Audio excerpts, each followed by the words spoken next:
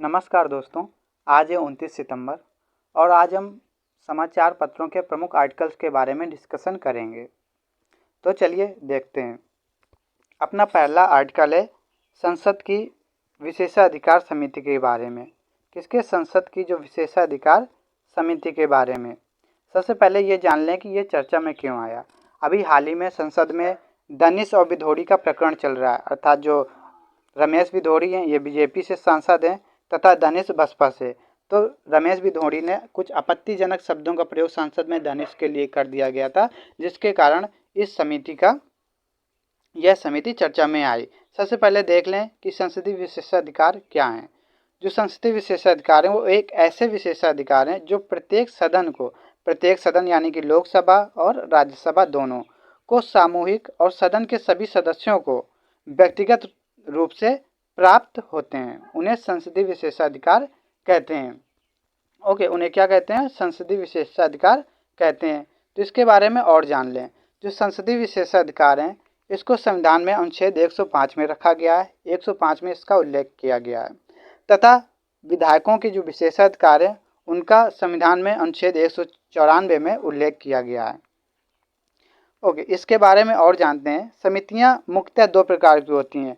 पहली होती स्थायी समिति, दूसरी होती तदर्थ समिति। तो इसमें स्थायी समितियां भी कितनी? 6 प्रकार की होती हैं और इन्हीं 6 प्रकार में से एक प्रकार होता है जांच समिति। कौन सा प्रकार होता है? जांच समिति। तो इसी जांच समिति के आधार पर जो संसद की विशेषाधिकार समिति है इस पर जांच कर रही है, इस प्रकरण पे संपूर्ण जांच कर रही है। इसके बारे में यह भी जान लें कि एक अर्धन्यायिक प्रकृति की समिति है। अर्थात ये जो प्रकरण हो रहा है, जैसे कि मान लिया जाता है कि राष्ट्रपति पे महाभियोग जो वो भी अर्धन्यायिक होता है, सेम उसी प्रकार ये होता है। अर्थात इसमें जो है जेल जैसी सजा का प्रावधान नहीं है, इसमें कुछ जुर्माना जैसे प्रावधान लागू होते हैं कि इसमें जुर्माना लगाया जा सकता है। तो चलिए हमारा यहाँ पे ये आर्टिकल पूरा हो गया और अपना अगला आर्टिकल देखते हैं। अगला है हमारा डिजिटल डाटा संरक्षण विधेयक। क्या है? डिजिटल डाटा संरक्षण विधेयक। ये हाल ही में कुछ दिनों से चर्चा में है कि गवर्नमेंट जो है एक बिल लेके आई है जिसमें डिजिटल डाटा संरक्षण विधेयक की बात की गई है, अर्थात लोगों की प्राइवेसी को लेकर के। क्योंकि हमारे देश में विभिन्न देशों के ऐप तथा वेबसाइट कार्यरत हैं, जैसे कि फेसबुक हो गया, इंस्टा हो गया। चाइनीज़ भी बहुत सारे ऐसे ऐप हैं जो कि भारत में चल रहे हैं। तो इन ऐप्स के पास, इन कंपनियों के पास भारतीय लोगों का डाटा पूर्णतया होता है, भले वो एफबी के थ्रू हो या इंस्टा के थ्रू हो या व्हाट्सएप के थ्रू हो। तो इन्हीं डाटा के प्रोटेक्शन के लिए जो सरकार बिल लाई है उसको डिजिटल डाटा संरक्षण विधेयक के नाम से है। जब ये विधेयक है, जब ये पास हो जाएगा तो यह एक कानून बन जाएगा। इसके बारे में और जानते हैं।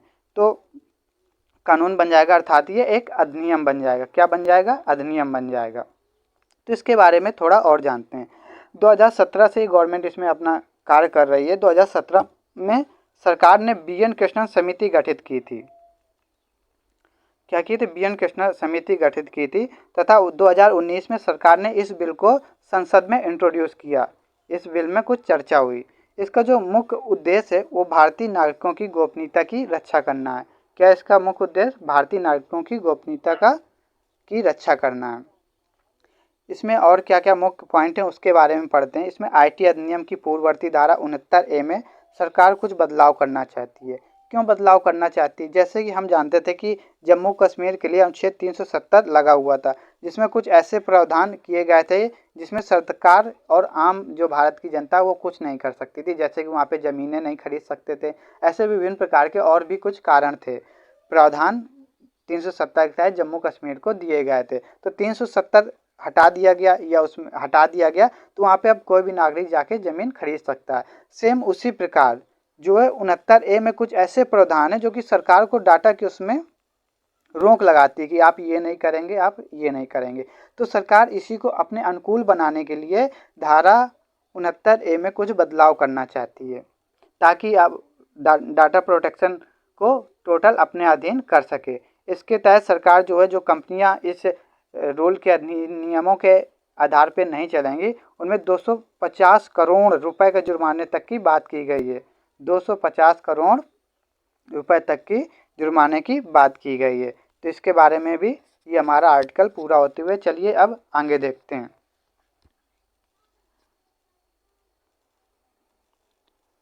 अब अपना अगला आर्टिकल है, इसके ये न्यूज़ तो आप सभी लोगों को मालूम ही होगी, ओके, कि MS स्वामीनाथन जी हैं जो हैं, इनकी 96 वर्ष की आयु में इनका निधन हो चुका है। ये कौन है, इनके बारे में कुछ जानते हैं। इन्हें हरित क्रांति के जनक के रूप में जाना जाता था। आपको तो पता ही है कि हरित क्रांति जो है ये फसलों से संबंधित है। किससे संबंधित है? फसलों से। फसलों में भी मुख्यतः ये चावल और गेहूं के लिए संबंधित है। किसके लिए? ये चावल और गेहूं के लिए मुख्यतः ये कार्यरत थे। इनको भारत के कृषि वैज्ञानिक थे और इनको कृषि वैज्ञानिक के तौर पर भी जाना जाता है, तथा मुख्य रूप से इनको हरित क्रांति के जनक के रूप में जाना जाता है। इनके इतिहास के बारे में थोड़ा जान लें, इनके पास्ट के बारे में। तो आज़ादी के बाद अनाज की भारत में बहुत ज़्यादा कमी हो गई, ओके, जिसमें 1960 के दशक में स्वामीनाथन जी ने जो है हरित क्रांति लाई।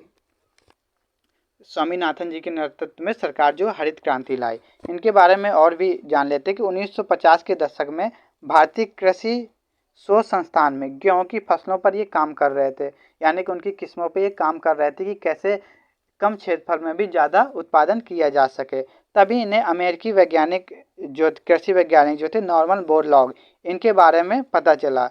तो ये जो वैज्ञानिक थे रॉकफेलर संस्थान जो कि मैक्सिको में है, उनमें कृषि कार्यक्रम के लिए कार्य कर रहे थे। तो स्वामीनाथन जी ने इनको भारत में इनवाइट किया तथा ये भारत आए और इन्होंने मैक्सिकन किस्मों के 100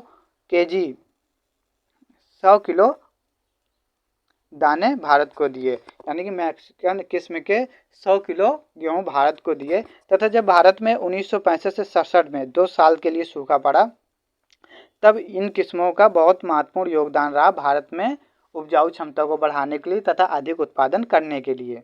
तो इनका भी हाल ही में निधन हुआ, ये बात आप लोग याद रखिएगा। चलिए आगे देखते हैं। अब अपना अगला आर्टिकल है वो है विश्व हृदय दिवस के बारे में।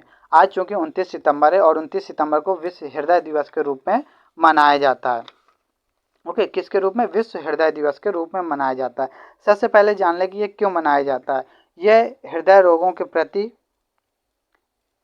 लोगों को जागरूक करने के लिए विश्व हृदय दिवस मनाया जाता है। ये गलत है, इधर 29 सितंबर आप लिख लीजिएगा।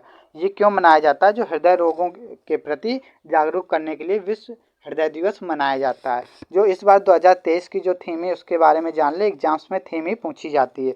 जो थीम है वो है दिल का उपयोग करें, दिल को जाने, ये इसकी थीम है। अब हृदय की बात हो रही तो इसी से संबंधित एक स्टैटिक जीके का भी क्वेश्चन बन जाता है, जो कि भारत का हृदय किसे कहा जाता है। तो भारत का हृदय किसको कहा जाता है? मध्य प्रदेश को कहा जाता है। चलिए आगे देखते हैं अपना अगला आर्टिकल।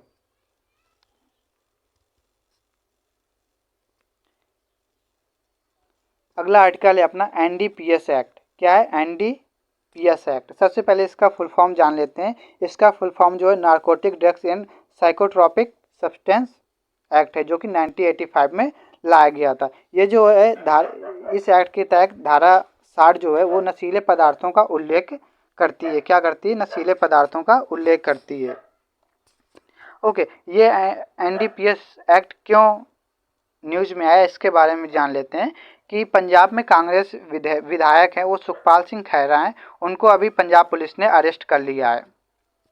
ये क्यों कर लिया है? क्योंकि 2015 में ये ड्रग्स केस के मामले में इनके खिलाफ जांच चल रही थी कि उसी के आधार पर इनको गिरफ्तार किया गया है। तथा यह एक्ट जो है नशीले पदार्थों की तस्करी से जुड़ा गया है। इनके पास से कुछ नशीले पदार्थ पाए गए थे, ओके, नशीले पदार्थ पाए गए थे और इनके पास से कट्टा पाया गया था 2015 में। तो उसी के आधार पे इन पे कार्रवाई की गई। इसके बारे में थोड़ा और भी जान लेते हैं कि इसका NDPS का कार्य क्या होता है।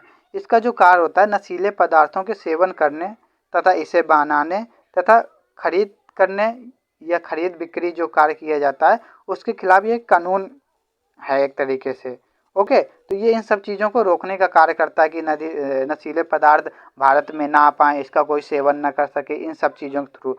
और NDPS एक्ट जो है वो किसके आधार पे कार्य करता है। तो एनडीपीएस एक्ट की जांच कौन करता है, इसके बारे में पूछ लिया जाता है।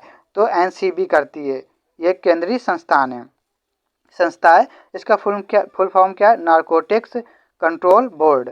ओके, क्या है, नारकोटिक कंट्रोल बोर्ड। इसी की जांच 2015 से एनसीबी कर रही थी, लेकिन अभी वर्तमान में कांग्रेस पुलिस ने इसकी कुछ जांच की तथा कल ही के दिन इनको गिरफ्तार कर लिया गया है। चलिए आगे देखते हैं, अपना अगला आर्टिकल क्या है। अपना अगला आर्टिकल है वैश्विक आतंकवाद सूचकांक। सबसे पहले वैश्विक आतंकवाद सूचकांक में भारत 13वें स्थान पे। भारत का कौन सा स्थान है, 13वां स्थान है। ओके, तो इसी में अगर बात करें पहला स्थान किसका है, तो अफगानिस्तान का पहला स्थान है, क्योंकि वहाँ अब लोकतंत्र की सरकार नहीं है। ये पिछले वर्ष की बात है। ओके, तो भारत का कौन सा स्थान है, 13वां स्थान है।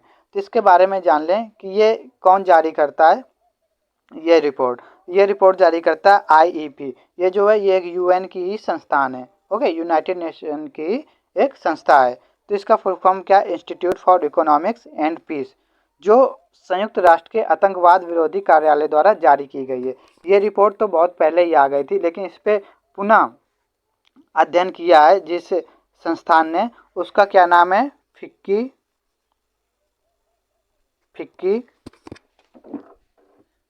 कस्केड।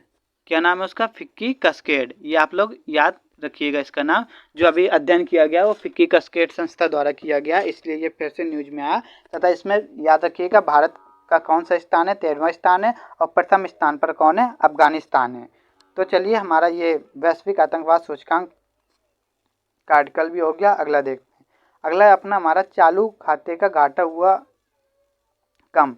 क्या हुआ, चालू खाते का घाटा हुआ कम। इसके बारे में थोड़ा जानते हैं, बात करते हैं। तो जो अभी हाल ही में आरबीआई जो गवर्नर हैं श्रीकांत दास, इन्होंने जानकारी दी कि जो जून तिमाही में जो राजस्व घाटा था वो घटकर 9.2 अरब डॉलर पहुंच गया।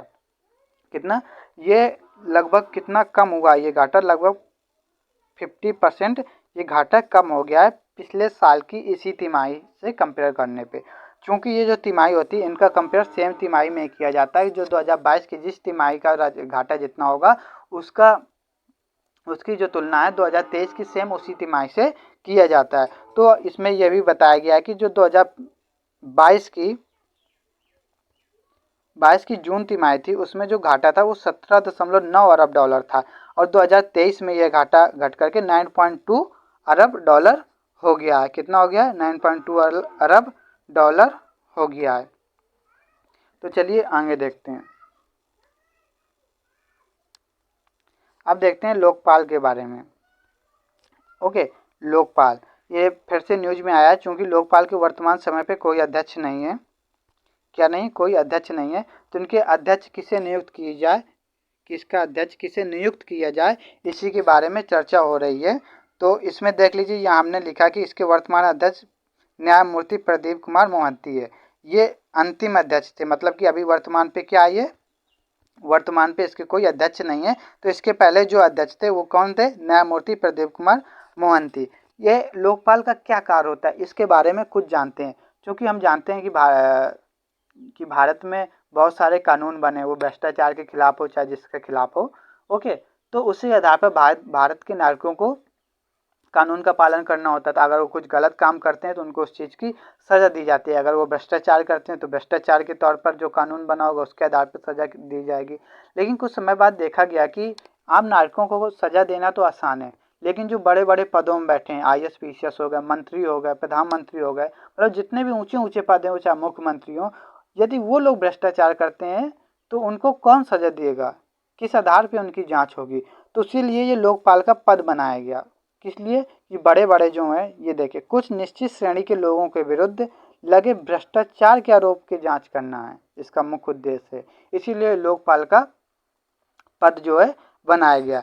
तो ये इसीलिए न्यूज में आया कि इस समय पे इसके कोई अध्यक्ष नहीं है, और सरकार ने इसके अध्यक्ष नियुक्ति करने के लिए रंजना प्रकाश देसाई की अध्यक्षता में एक समिति का गठन किया, जो कि यह निर्णय लेंगी कि किसको लोकपाल का अध्यक्ष नियुक्त किया जाए।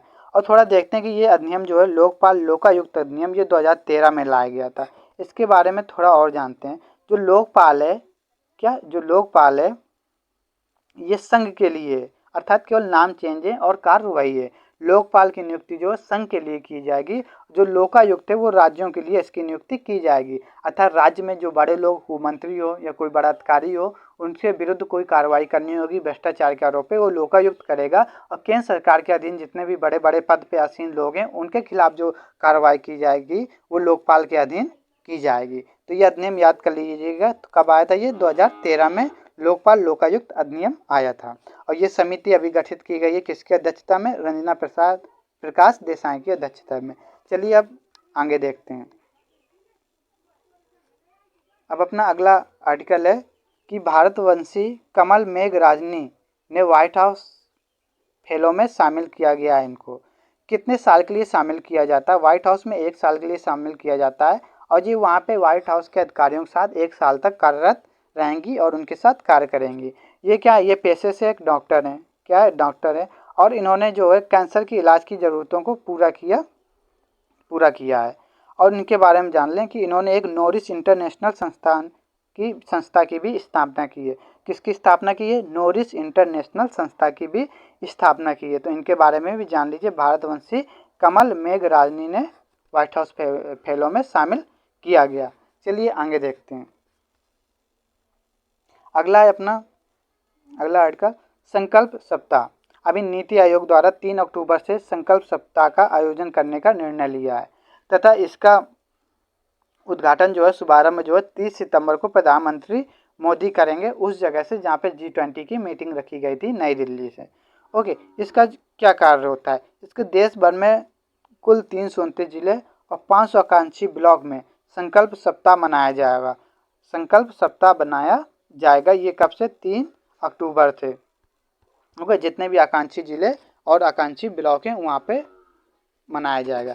इसकी थीम क्या रखी गई है? इसकी थीम रखी गई संपूर्ण स्वास्थ्य, सुपोषित परिवार, स्वच्छता, कृषि, शिक्षा। ये इसकी क्या है?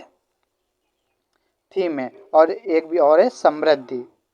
ओके, तो ये क्या है? इसकी थीम है। तो इसे कब मनाया जाएगा ये आप लोग याद रखिएगा। और इसका शुभारंभ प्रधानमंत्री मोदी करेंगे।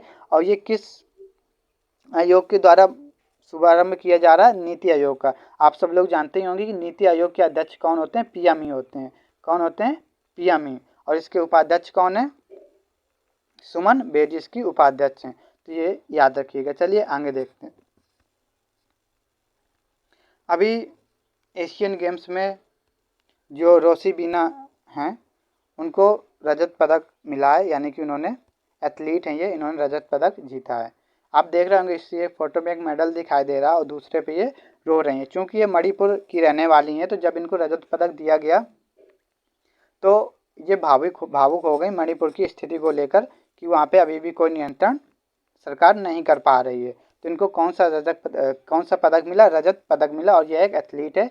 ये एशियन गेम्स कहाँ पे हो रहे हैं? ये चाइना पे हो रहे हैं, ये याद रखिएगा। तो चलिए आज के सारे आर्टिकल हमारे यहाँ पे समाप्त होते हुए, आपको ये करंट अफेयर्स की क्लास की सीरीज कैसी लग रही है हमें कमेंट में ज़रूर बताएं। Thank you.